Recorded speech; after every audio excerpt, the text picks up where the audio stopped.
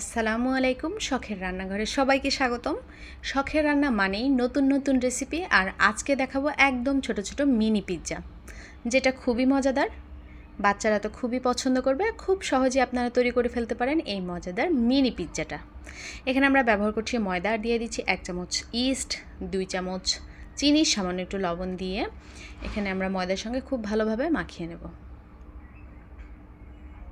আর এখানে আমরা ব্যবহার করছি দুধটা কিন্তু আমি একটু গরম করে নিয়েছি, হালকা গরম অবস্থাতেই দিতে হবে। আর দিয়ে দিচ্ছি সয়াবিন তেল, দিয়ে এখানে আমরা হাত দিয়ে মাখিয়ে নেব।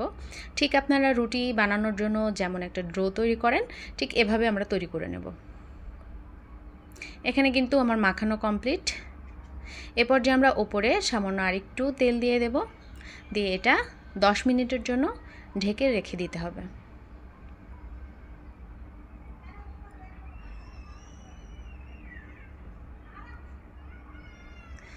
ফিরছি 10 মিনিট পরে।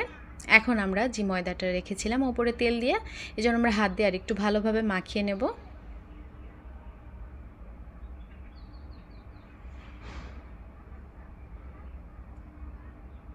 এখানে আমরা একটা রুটির মতো তৈরি করে নেব।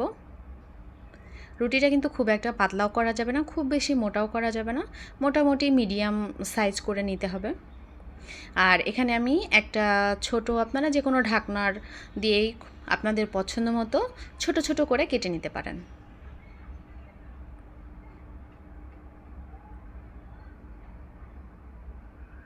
এখানে আমি সবগুলো কেটে নিয়েছি, দেখতে পাচ্ছেন। খুব বেশি মোটাও না, পাতলাও না।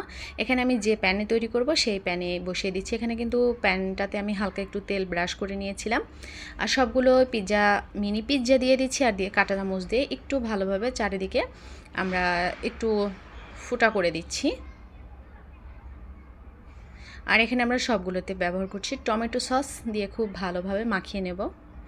এখানে আমরা আজকে কোনো চিকেন ব্যবহার করব না। আপনারা যদি চিকেন দিতে চান তাহলে অবশ্যই চিকেনটা প্রথমে একটু রান্না করে নেবেন, তারপরে এর উপরে চিকেনটা দিয়ে দেবেন। আর এখানে আমি দিয়ে দিচ্ছি ক্যাপসিকাম কুচি,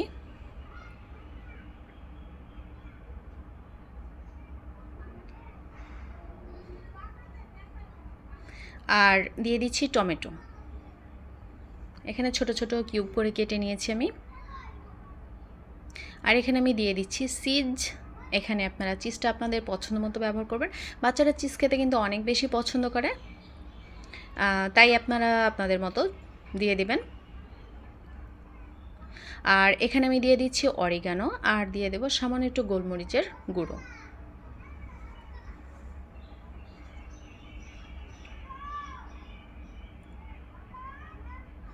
দিয়ে এবার আমরা প্যানটা চুলায় বসিয়ে দেব। চুলার আঁচটা অবশ্যই মিডিয়াম থেকেও একটু কম রাখতে হবে, আর অবশ্যই ঢাকনা বন্ধ করে দিতে হবে। যখন দেখবেন চিজগুলো একদম গলে গিয়েছে, তখনই কিন্তু আমাদের পিৎজা রেডি। আশা করছি আপনাদের অনেক ভালো লাগবে। সবাই ভালো থাকবেন। আল্লাহ হাফেজ।